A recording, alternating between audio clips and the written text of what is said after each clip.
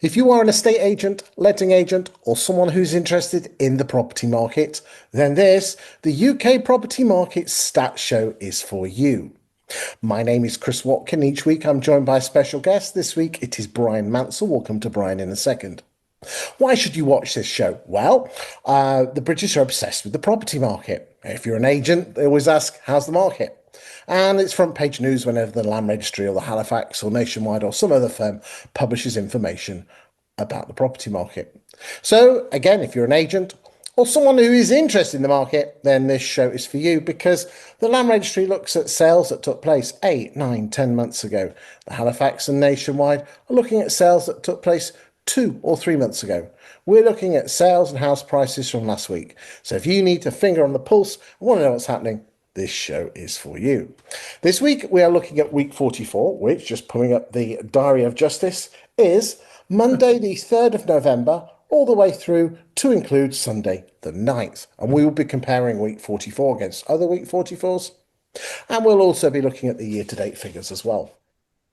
Bryan Mansell is very well known in the industry, went up through the ranks as an estate agent, and in the last, I think, 5, 10 years, has been the boss man of Gazeal, a firm that helps estate agents with fall-throughs using reservation agreements. What this man doesn't know about estate agency is certainly not worth talking about. Bryan, thanks for joining me today, mate. You're very welcome. And just for the record, we don't help with fall throughs, we help remove fall throughs. Oh dear, there you go. I was just testing you, testing That's you. all right. There you go. The sentiment was there. Right. Okay. Ladies and gentlemen, if you've not watched this show before, the show lasts approximately 50 to 60 minutes. It's roughly split into half. The first half talks about the UK property market, and the second half looks at a town or a city where we really deep dive and analyse the estate agents in that town or city. This week, for the first time, we're going to Sevenoaks, and if you're a Sevenoaks agent, you're going to be wanting to watch that. If you're not a Sevenoaks agent, but you're suffering from overvaluing or you're suffering from other competitors, obviously you don't overvalue, of course you don't, and or cheap fees, we're going to be using a piece of kit that both Bryan and myself love to bits that enables us to analyse the agents and see how well they're performing. So you might want to watch that part of the show if you're suffering from any of those. Bryan, without further ado, let's go and look at those UK stats. Here we go.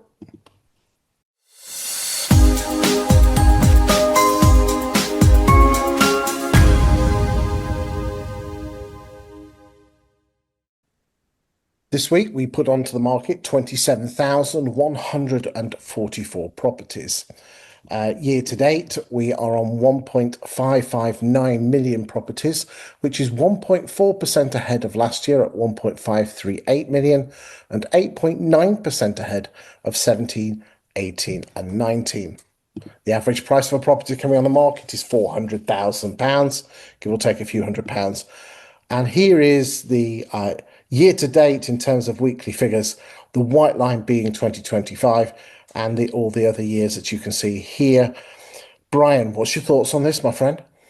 Well, just please, I'm not colorblind, first of all, because it'd be really hard to follow that otherwise. But yeah, I mean, we can see, can't we? I mean, that's the great thing about having these graphs, as you can see that we're following, a pretty common normal trend, albeit fractionally moving over the last few months, just slightly down, but still pretty normal, really, by the looks of things, with the exception of the years that we've taken out, which is the COVID years, as we say, which of course shows it like it was my heartbeat at the time. So yeah, a pretty normal trend. Yeah, absolutely right. I mean, we do, ladies and gentlemen, we do bring in the COVID stuff on net sales, but up until that point, it's not appropriate to bring it in. What this always tells me, if you've never watched the show before, is the cyclical nature of the property market, in the fact that everything works within a band, and it just depends whether it's like the tide, whether you're at the high tide or low tide. So, always in January here, it takes off, and we have a very nice Jan, Feb, and March. Then we always have three dips, which is always Easter and the two early spring bank holidays, a drift down throughout June and July and August, a dip back up at the end of August, down and up after the bank holiday, and then again another drift downwards. So when people are saying to me the market is slow, it's always slow.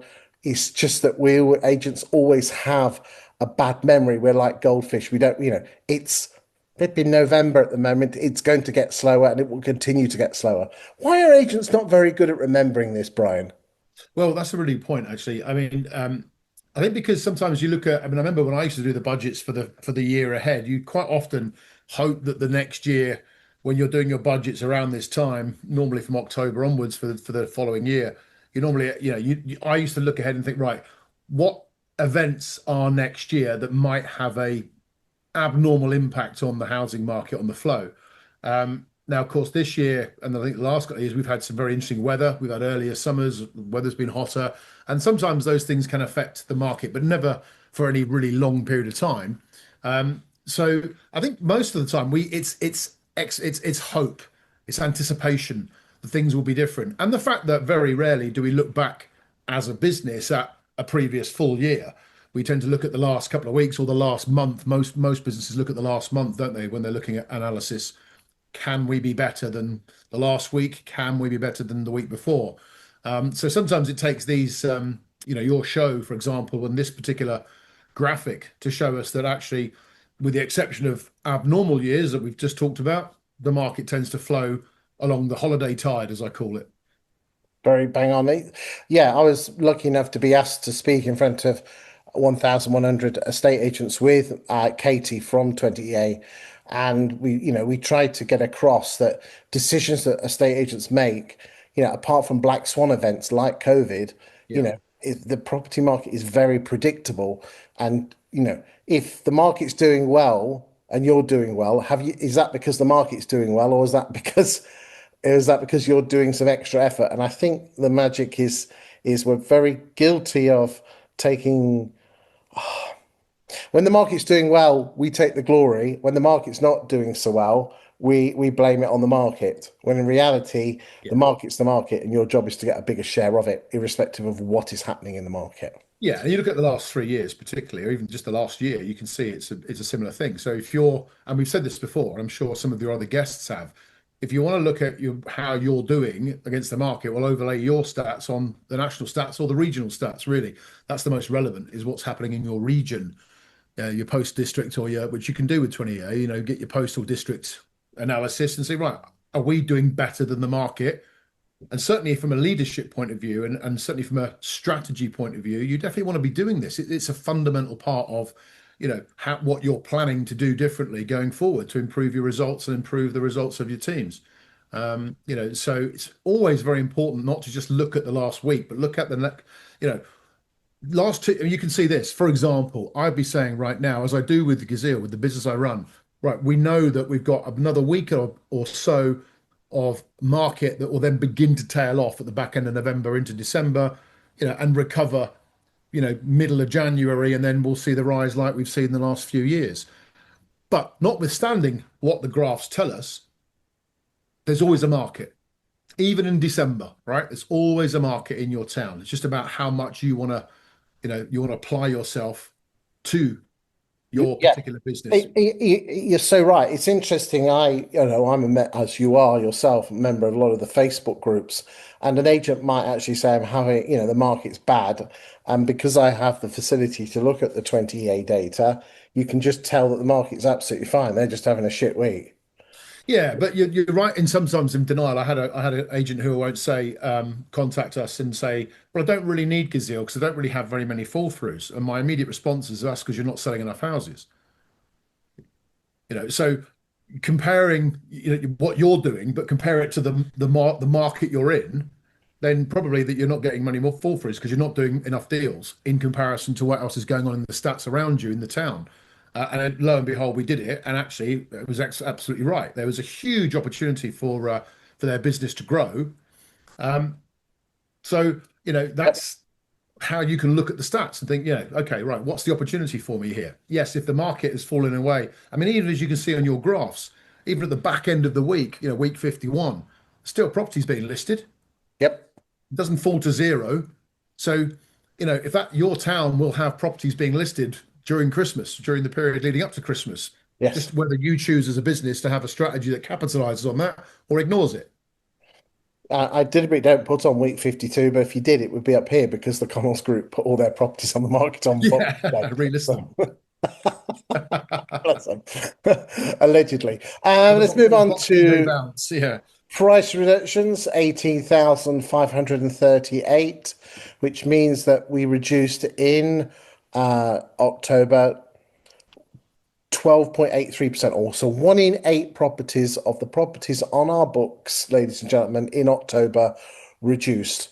So therefore, is one in eight enough, well, Brian? no, this is an interesting one actually because it's this piggybacks exactly what we've just said about the sort of end of November, end of the year market where most people think, oh, it's going to get quiet now. So what tends to happen, not with every business, but with a lot of them, is that they tend to sort of accept that it's going to get quieter now. And so they tend to sort of like stop doing all the right things, leading into the Christmas market. If you've got a property stock, just because it's on the market in December doesn't mean that you should change the strategy of trying to get that property Mm. sold. There's still people buying in December, and so therefore the stock that you have is the same as any stock in any shop that sells anything. It needs to be protected, looked after, and presented in the best possible way to encourage people to buy. So when you look at things like the reductions you're looking at now, if that starts to drop, but the listings are maintaining themselves ahead of the graph from last year, then it just means it's just showing a bit of a, we're not doing what we should be doing well enough because we're accepting that it's getting towards Christmas. Yeah, and remember, this is based on stock, not listings. And Yeah, again, look at those dips that every November, yeah, we're reducing, 14% of our properties, which, one in seven, one in six nearly. yeah, And then it drops down here. If we're coming down 8 to 8%, that's one in 12. And it yeah. and it happens. I just find it fascinating that the industry switches off in November and December and you're not working your existing stock. Well, there's a big reason for that though, and it only really happens in November, December, which is a fear of losing instructions because you push too hard to get the price accurately reduced or adjusted, and you're worried inbuilt that by doing so, by pushing a bit too hard, people might say, well, we'll come off the market to the new year, then you might not get it back. So that tends to mean that you've got overpriced stock in December, which has a direct correlation on how many properties actually get sold and go under offer in December. Because no one's going to be buying a house in December expecting to move in December during the upheaval of the Christmas period. So actually, any reductions you're making or any sales you're introducing in December you're looking at a February, March exchange completion. So it shouldn't stop. The work that you're doing on your stock should not stop because you think the market's getting quieter. Okay. It's not. There's still people there that are on the market. And let me share, this is a nice segue in. Let me share with you the stat that when Katie and I were on stage, which left people dumbfounded. I know you weren't able to make the year masters, so you won't know this stat. But if a I home could I does, couldn't make it unless I paid to go because I'm a supplier. So yeah, I know it's unfortunate, but that's just the way it is. yeah, If a home doesn't sell within 3 months, the chances of it then actually selling after 3 months is 14 and a half. This is not this is a big stat. It's the stat afterwards that's going to blow your mind. So if a home doesn't sell within 3 months, it only has a 14.5% chance of selling after 3 months, right? yeah, However, if you withdraw that property, take it off the market for 12 weeks, yeah, put it back on at the same price, yeah. so you've rested it, its chance of sale jumps to 42% At the same price. at the same price. Wow. Okay. Wow. Absolutely wow. And that's interesting, right? Because what that tells me immediately, rightly or wrongly, is after 3 months we've stopped ringing it out. Yeah. Right. So what we're doing is by putting it back on, we're relying on the push notifications reset, which is 12 weeks, to send it out to all the buyers that we've probably already got registered. Yep. So it's just showing really lazy agency, isn't it? Mhm. Wow. I even said this to someone the other day. The longer your home's on the market, the better chance it has of selling, right? Which in theory is right, because if you think about a period of, I know, but if you think about a period of a month, sorry, a period of a year, right? I put my house on the market in January, and if the person who ends up buying my house has not started their journey of looking yet, and they do that in April, I'm going to think my house isn't going to sell and it's not worth it. But if my home's on the market longer, yes, it needs to be refreshed. Yes, it needs to have its presentation better, maybe some price adjustments. But actually, the logic suggests that if I'm on the market longer, then the period that I will cross over to the person who starts looking, who is ultimately the one that's going to buy my house, will be strong, right? But if you take it off after 3 months, when you've only got a 14% chance of selling it, hold it for 3 months, which you're not going to do because you'd lose the instruction to someone else. And then I put it back on the market. The only change is the portals are going to bounce it out to the public again, which I can do anyway in my agency, right? I mean, here's some amazing stats about is that 53% of sales take place in the first 5 weeks. Yeah, 70% of sales take place in the first 63 days. And by 100 days, nearly 80% of the sales have taken place. right. And as I said, that other stat that is that if we do the full 12, it drops to 14%. It's amazing. So what are we saying to the public? Well, no agent is going to have the balls to No, say, I'd like to take your house off the market, Mrs. Miggins, and rest it for 3 months and bring it no, back. of course not, because they were too fearful. They wouldn't get, well, they wouldn't do that, right? They never have. But if you're someone that, is there something in this message, and I think there is, that we would be saying to the public? The public is price. I mean, again, here's we if you it starts with another stat to start with. If a house sells in 25 days or less, Yeah, the chances of that sale making exchange is 19 out of 20 times. yeah. If a house takes 100 days to sell or more, its chances of it making it subsequently to exchange goes down to 11 out of 20. The thing is, if you this stuff is brilliant, right? And if you had this visually, then you'd be presenting it to people. And actually, if you think about it, if you presented that to the public to show them unequivocal stats that this is what will happen if we get the price wrong, it would remove overvaluing to a lot of extent because the public would go, well, I don't want to be sitting here for 6 months without a buyer or having to accept a buyer at that price in 3 or 4 months' time. So let's get the price closer now and maybe a bit higher. You've got a better chance of getting a better price earlier than you have in the later months, right? So Bang on. but the difficulty will always be how do I get that message across to the public as an agent so that they will be, yeah, do you know what? You're right. That's why we should go with your advice on price. And if you Bang on. get the advice right on price at the beginning, then your chance of selling is really high. There you go. If someone comes up with a visual for that, it will probably solve an awful lot of problems. I'll take that as a challenge because I do like a good visual. I know Let's you move do. on. Let's move on to gross sales. This week we sold the contract 22,531, and you got all the other week 44s there. The average price of a property selling is 362. Remember, the average price of a property coming on the market, 400,000. That's not to say that there's a 40 grand drop, ladies and gentlemen.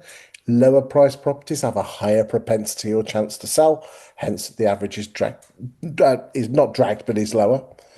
Year to date, we're on 1,138,000 sales agreed, which is 3.9% ahead of last year, which again, if you can see on here, is just around 43,000 more sales this year compared to last year. Do we, And Chris, sorry to yeah, interrupt you, do we know from all these stats at what point, what week that you do these shows, or what week did the crossover point happen? Because you've got 1.138 sales there, which obviously is better than the year before and well, better than most of those years, with the exception of 21. At what point, because the gross sales are down in the last week compared to the comparative period of the same last year, at what point did the two lines cross? well, we haven't crossed yet, but they're getting closer. Right. Crossed against what? Crossed against 24. Well, what I mean is if the gross stats for the whole year, cumulatively, which we're looking at now after 44 weeks, is 1.138. If you then cross-reference each individual week, at what point did what week number was the number higher than last year? And because now it's lower than last year. Right. Okay. No. Well, it's higher this year because that's this year versus that. However, the gap between 20 this graph will probably show it better. Okay. So the Oh white yeah. line is Okay. this year, Yeah. and the turquoise line is last year.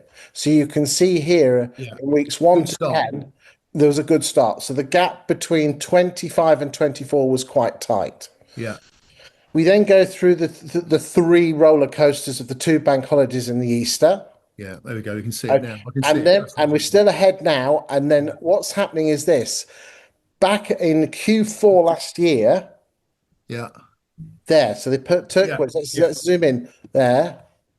So my point is, from week 37, if you look at that where it crosses over, from Yes. that week 37, since week 37, so we're The talking gap about has been 7 narrowing. weeks, it's been lower. We've been selling less houses. Yes, we have. So the gap has been narrowing, and at the rate that we're going, we're losing 0.02 a week. So that Right. means it will cross over on at week 44 plus 7.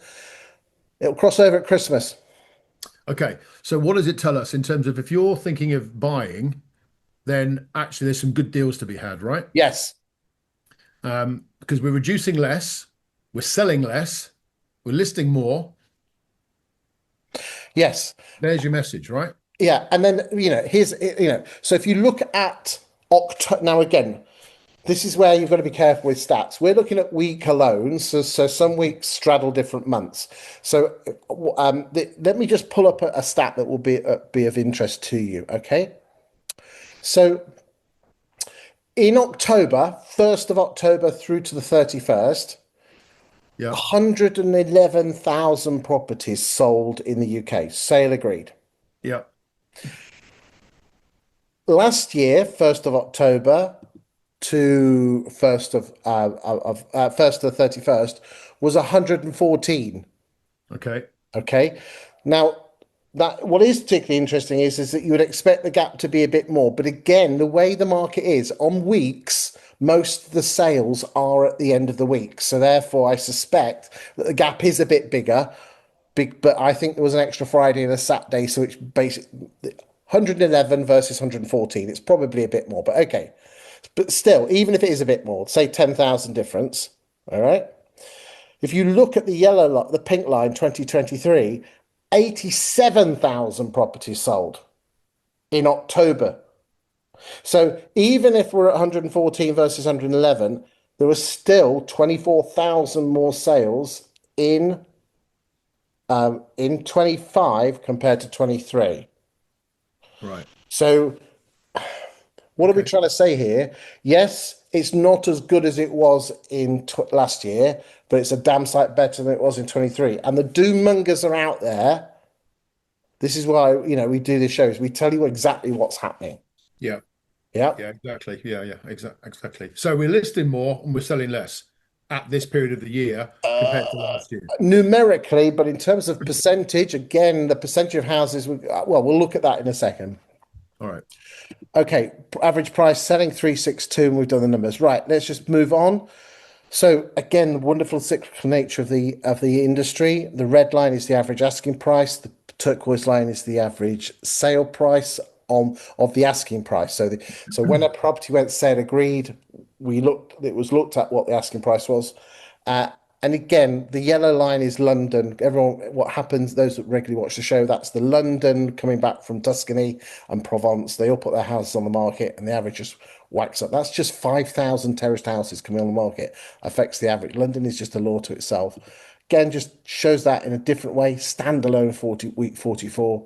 The average difference, 10.6%, which is below the national average of 16, 17. But again, it always is this time of year, as you can see on that graph there. Yeah. Let's moving on. As I said, UK residential sales agreed as a percentage of listings. So the blue lines are just the number of listings each month, and then the red line with a yellow outline is the percent is. So if you had a 80 listing, so if you had 100 listings and you had 80 sales, that's an 80% sales to listings.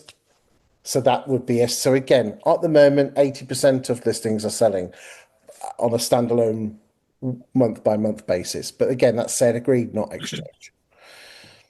Sell through rate. What percentage of your existing sales stock are you selling? And the October, this is the first time we've been able to get the October figures through.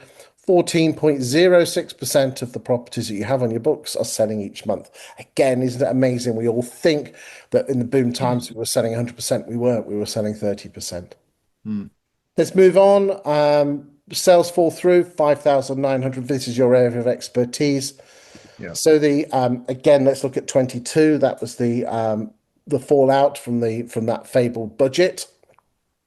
26.52, which again, nowhere near. Again, if you want to get that down, do talk to Bryan at Gazeal. We're not turning this into an advert, but they have reservation agreements and they actually train your staff how to do it.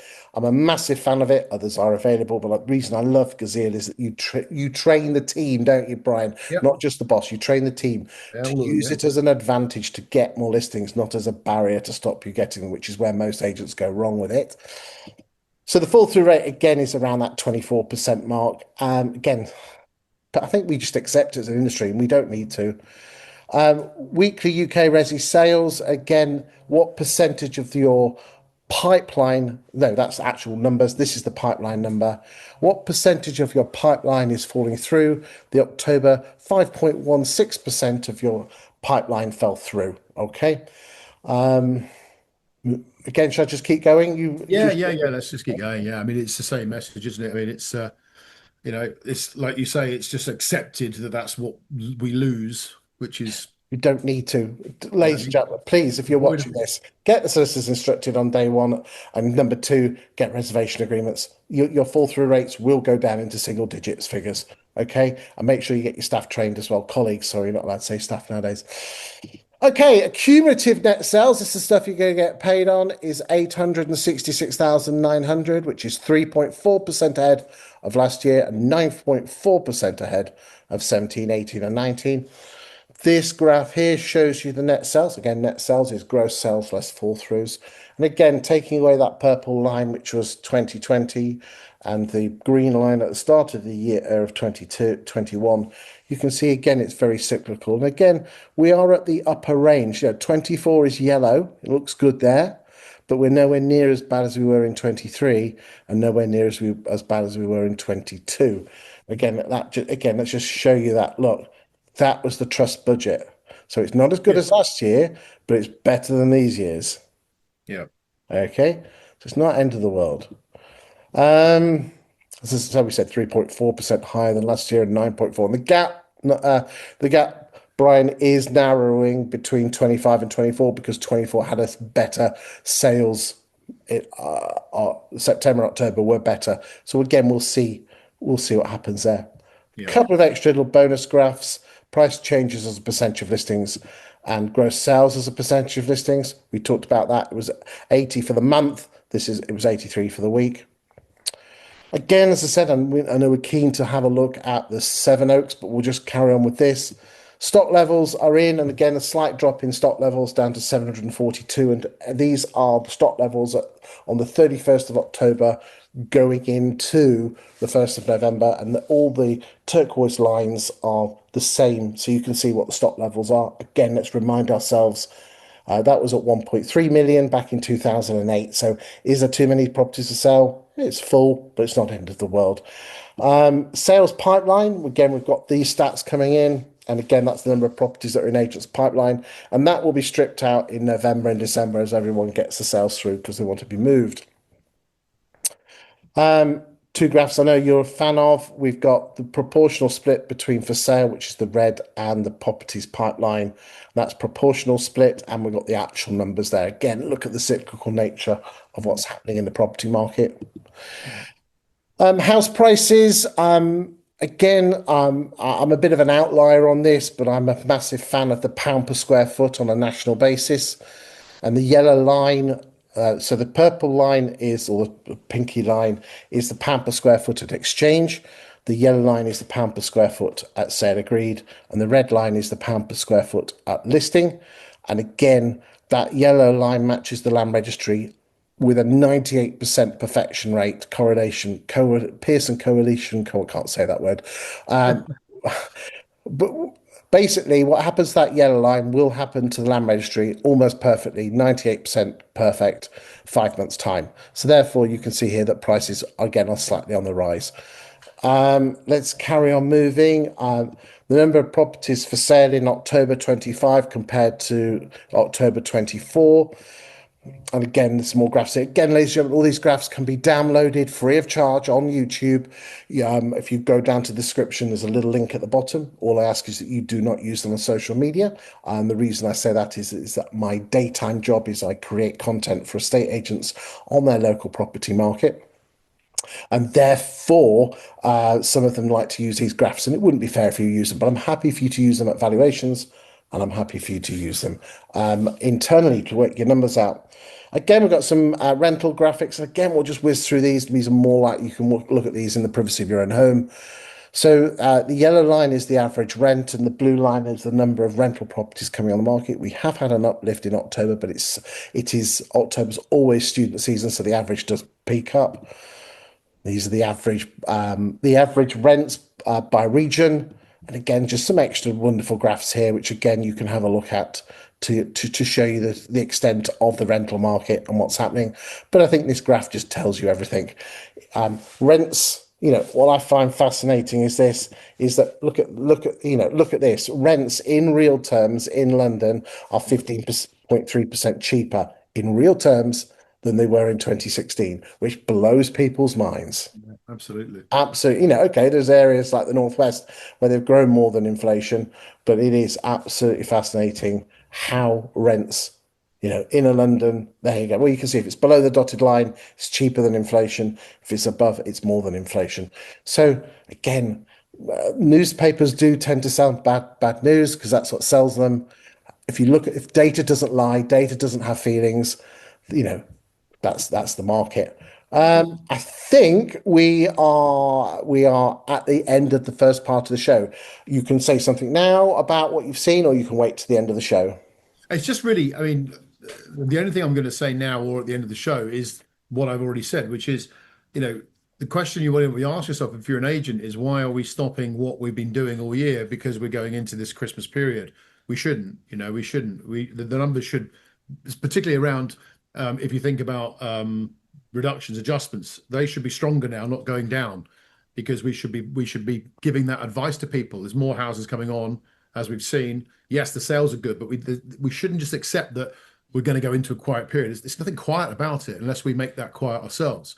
And I appreciate what you said. The focus is very much on let's get the pipeline through. But the fact is, if you apply that pressure, that attitude that we do at Christmas for the pipeline to every month of the year, and if you apply to the Christmas period what you do with your stock every month of the year, you'll have a better year, wouldn't you? So right. Yeah. So And right. if you're watching this as an investor or you're watching this as a buyer or a seller, which I know that some of your viewers are, then there's an advantage for you there. If you're thinking about buying in the new year, everything else, go and do it now. Go and look now because there's some really good deals to be had. If properties are coming on and not being adjusted, go in there now. You might not get the offer you want right now, but actually, if you're still keen on the house in 6 weeks' time or maybe early new year, you might get a better chance of getting the house that you've offered already. So there's definite deals to be done. But the main message here is, what I've just said. If you apply what you do to your pipeline all year that you do at Christmas, and we really push it to get in by Christmas, do that every month of the year and apply during the Christmas period your attitude towards an instructions come on in 2 weeks, it hasn't gone under offer, we need to change the price, here's the feedback, da da da da da. And don't just say it's quiet. That's why nothing's happening. Because it isn't. There are deals to be done, right? And there's people will still buy and still sell. So if you apply those two mechanisms now that you've been doing all year, that's your strategy for next year, right? Fantastic. You're so right. Oh, well, ladies and gentlemen, that's the end of the first part of the show. And now let's go to the second part where we go to Sevenoaks. Here we go.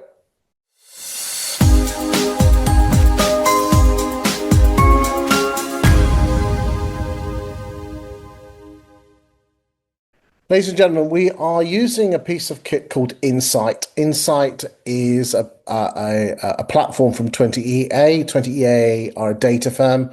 They have a number of different platforms, business generation platforms, propensity to sell platforms. This one is purely on data. And if you're an estate agent and you want to know how well you're performing, this is considered the gold standard.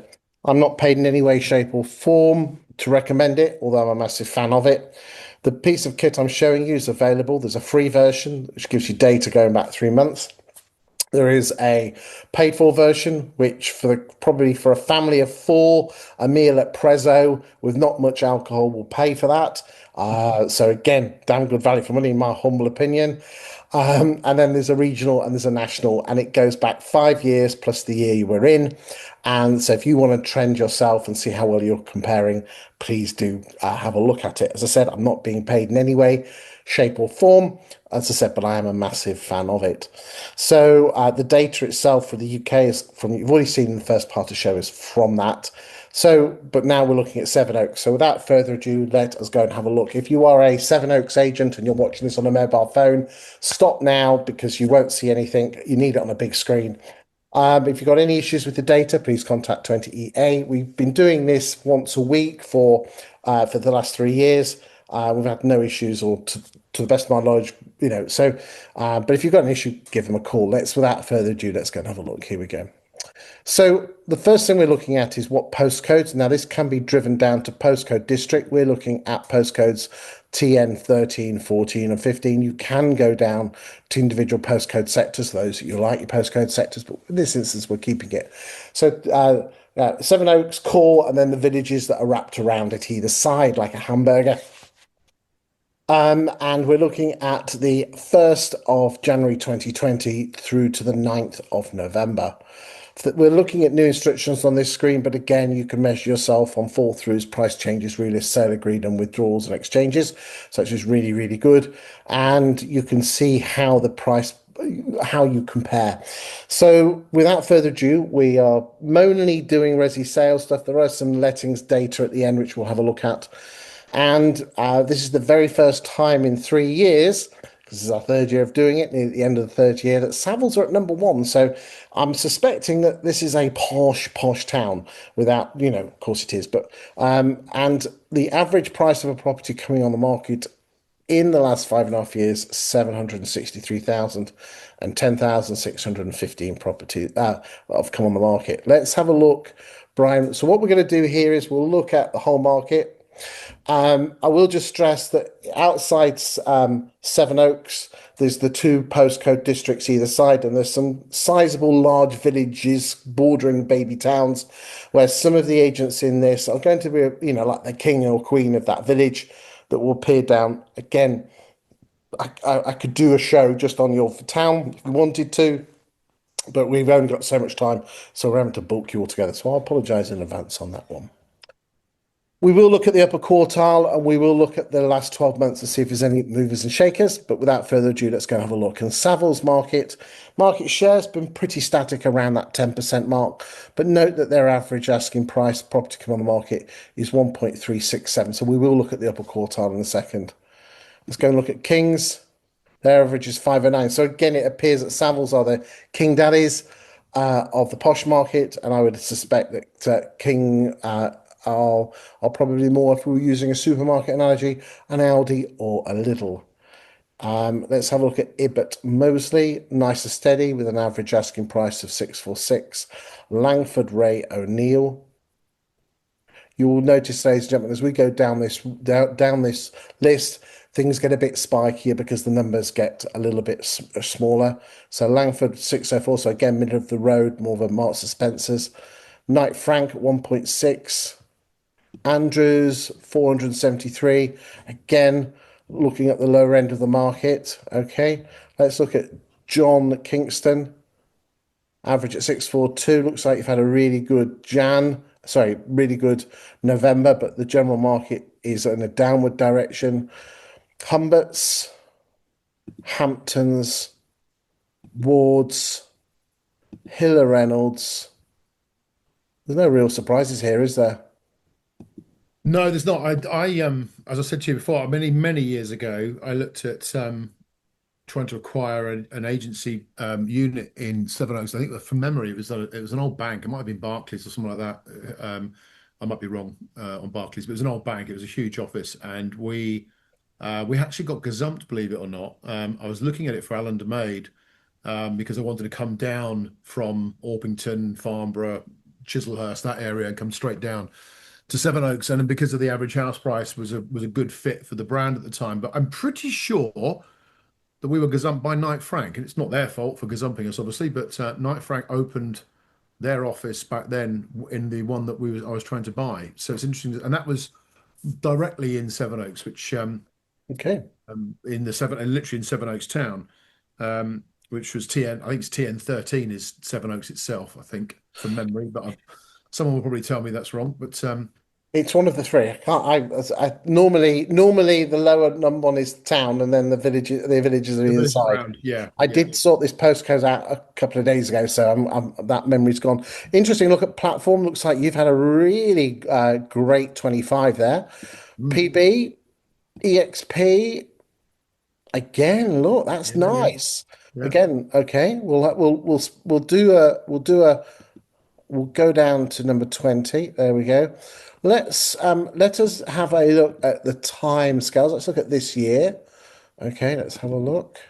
Since Jan the 1st, see if there's any movers and shakers. And I can see Savills are still up there. I mean, there's Yeah, no Knight one Frank there. have bounced up one. Kings have bounced EXP, down two. EXP have brought up. Langford Russell have come up. Yep, okay.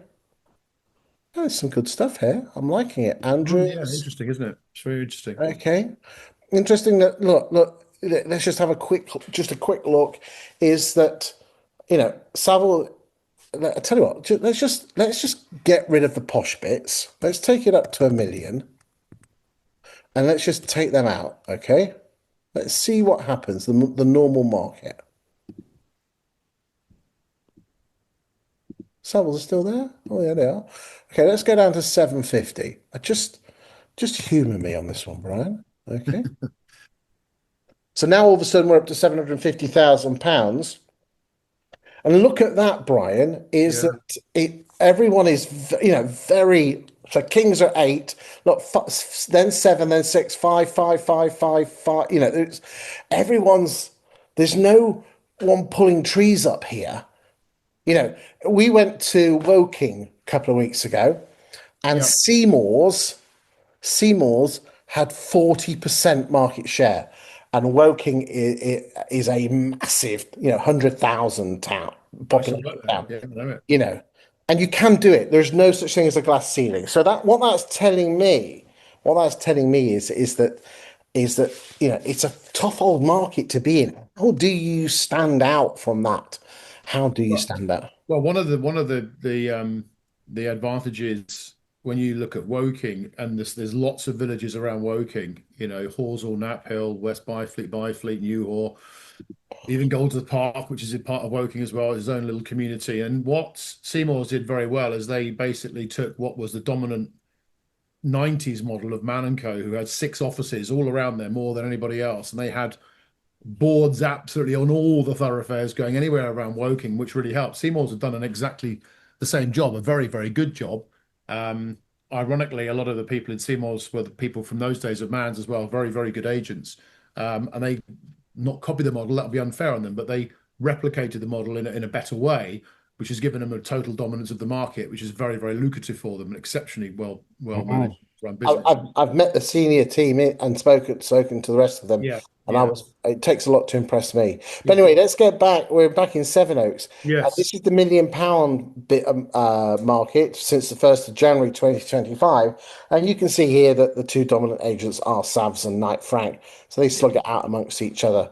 We'll be interested to see how saleable they do. So we'll look at that in a coming screen. Anything on this before we go and look at saleability and exchange No, rate? I think you'll see not a great deal of change in the sales because ultimately that's the market there. It's a very strong market and it is very mid to upper end, and an aspirational area. Um, so I don't think you'll see massive changes in the numbers in terms of sales.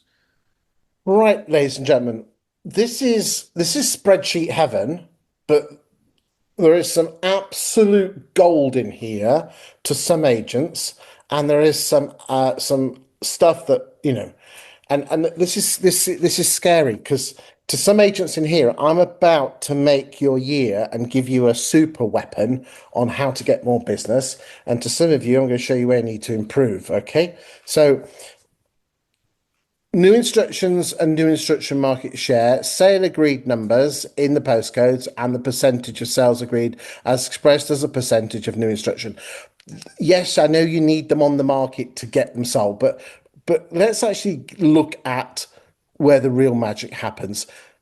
And if you look down here, ladies and gentlemen, if you add up the exchange percentage and withdrawn percentage, they all add up to 100% on each line. Because the only way a property leaves an estate agent's books if she exchanges or she withdraws. So therefore, Savills, if you add up 83, number of exchanges, and 72, that's 155. So Savills, 155 books of properties have left Savills books since the 1st of January 2025 in the postcodes already mentioned, of which they exchange contracts on 53. Knight Frank are at 56. Now, I think it's only fair, Brian, that we go and just move the price to a million because we've got to compare apples with apples. So let's just get just for the Knight Franks and Savills of this world. So if you've got a property over £1 million in Sevenoaks, Savills have a 51.09% chance of getting the house away. Knight Frank at 55, Jackson stops at 56, Hampton's at 48. And as you go down here, you can see the numbers as you go. The numbers getting the smaller numbers, the numbers are going to be a bit over the place. But what that's telling me is that the big agents, Savills and Knight Frank, you've probably got about an 8 or 9, percentage difference between 55 and 51.9 is about 7 or 8%.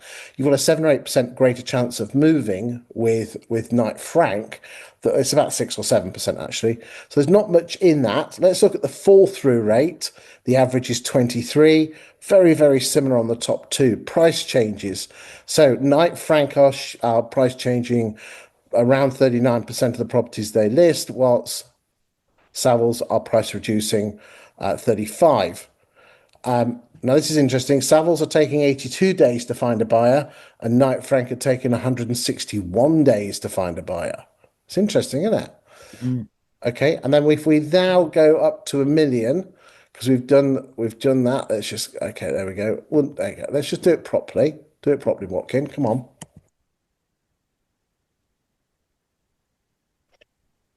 Right, okay, so let's have a look here. And the age of so 51 so properties in Sevenoaks up to the price of £1 million that have left agents' books since the 1st of January. There is one absolute clear winner here, and that is EXP. EXP have exchanged contracts on 75.36% of the homes that they have listed. That's Ibbott Moseley 54, Kings 57, Andrews 62, Platform 64, Savills 54. But again, as I said, that's up to a million. And Langford Ray O'Neill 50. That is really, really that's showing you the power of self-employed estate agency, isn't it? Well, I think also if you look at where EXP are in row 7 up to row 3, they haven't got an office. So their cost and therefore their profitability from that work in Sevenoaks at that price range is probably when you do a comparison of a P&L, their P&L will be much stronger. I mean, let's just if I was EXP, and again, I'm a fan of the self-employed model. Other are available.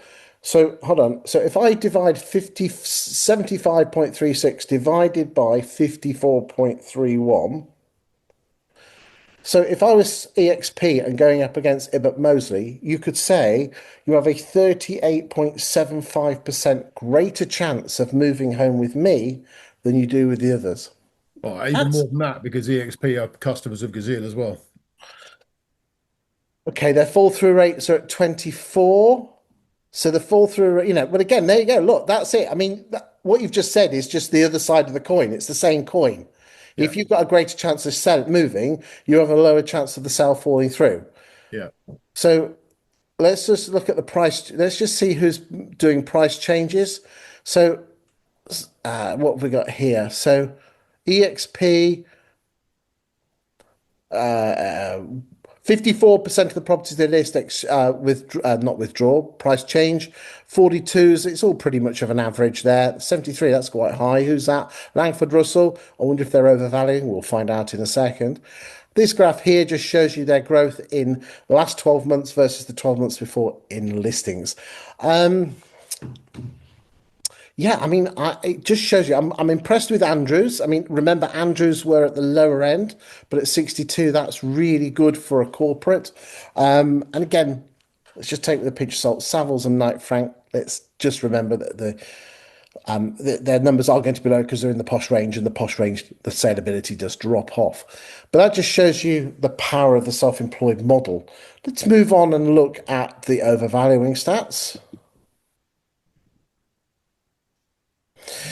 So, what's happening here? There's a lot of information here, ladies and gentlemen, and I'll just go through it with you, okay? So, we've got them in order of by new instructions, but after that, that means nothing. What happens is this, is that for whenever a property comes on the market, the 20EA platform give it like an automated valuation figure, and then compare that with what you've put it on the market for. And on average, Savills overvalued by 0.72.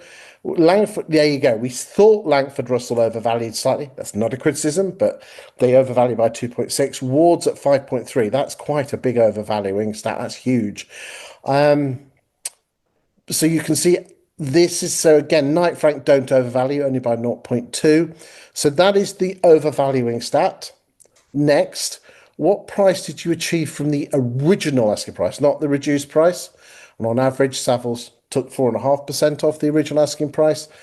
And as you go down, you can see here that as the lower, the less you overvalue, the closer you get to the original asking price, which just show you here that this is proof overvaluing doesn't work. And with the other stats that we've shown in the show, if you can get them sold quicker, you'll get them through to exchange quicker and more likely to get through to exchange. Okay, so that's the power of overvaluing. Nothing untoward particularly there, but I think this is where it gets really important. Is a lot of people don't like percentages, so therefore, if everyone put on an £850,000 house, what would you achieve?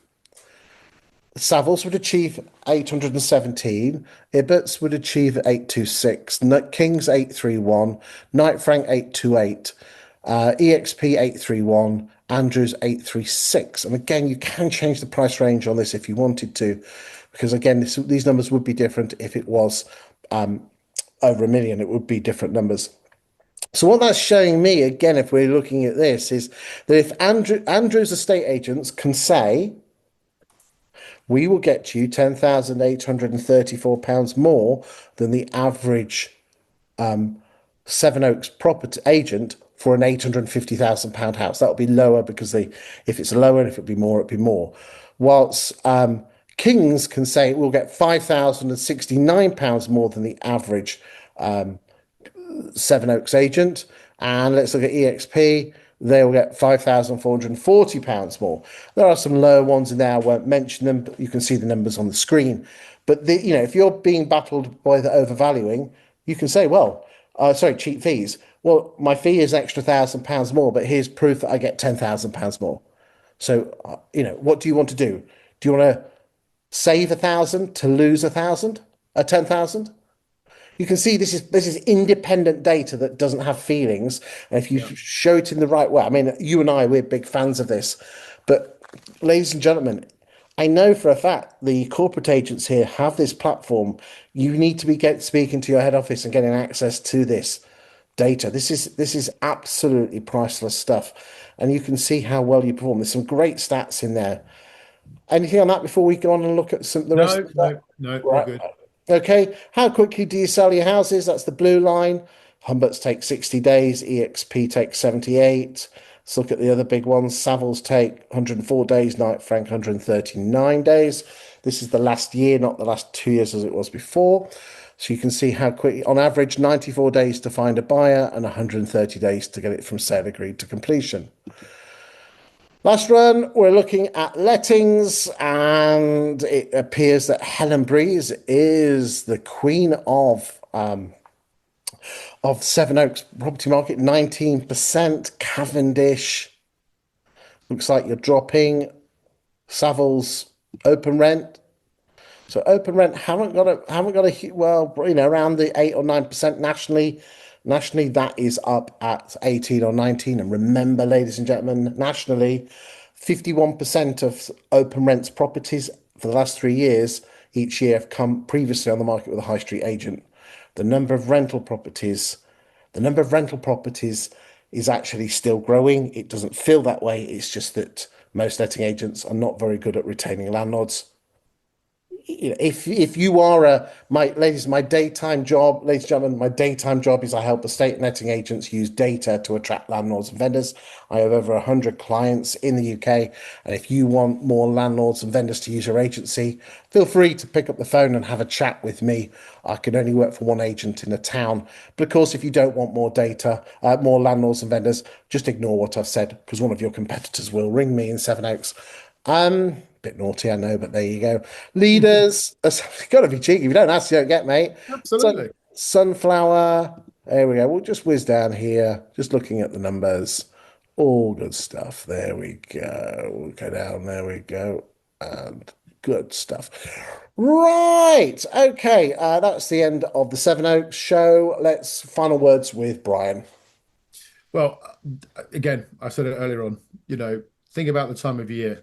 Is it really quiet? Is it getting quiet? If it is getting quiet on the phones, then you need to get your prices sorted out and keep applying what you've been doing all year. Don't fall into the Christmas trap and think, it's going to get quieter now, so let's ease off a little bit. Keep your foot on the throttle for your clients. And the irony is, the more of the fact that also, if you're speaking to your customers less, you're more likely to lose them than if it's because somebody else will be speaking to them more than you. And that was always what I've learned through agency. As long as you're talking to your customers more than someone else is, you're more likely to keep them, as long as the advice you're giving them is the right advice. It might not be, let's get the price down. It might be, let's revamp the marketing. This is what we're doing. This is what the market's doing. I know there's a lot of talk about the budget. I know everyone's a bit worried about tax. I know there's a lot of doom mongering, and there's an awful lot of it might not be fake, but a lot of misinformation being bandied around about what's going to happen and what Rachel Reeves is going to say potentially about stamp duty, about eliminating stamp duty, putting in a tax above £500,000 on houses that is paid over every year for the life of your mortgage or whatever it might be. Lots of different things. But that doesn't mean that everything stops because of what may happen. If things do change, they're not going to change immediately, and they're not going to change seismically overnight. So the property market has always been pretty resilient in the fact that people move for reasons more to do with what's going on in their life than what's going on with the government or what's going on with interest rates. So keep your foot down, keep going, apply more pressure to this time of the year rather than decreasing it. Bryan, thank you for your amazing insight. And thank you for watching the show, week 44. We'll see you next week for week 45 of the Stat Show. And we look forward to seeing you then. Thanks very much.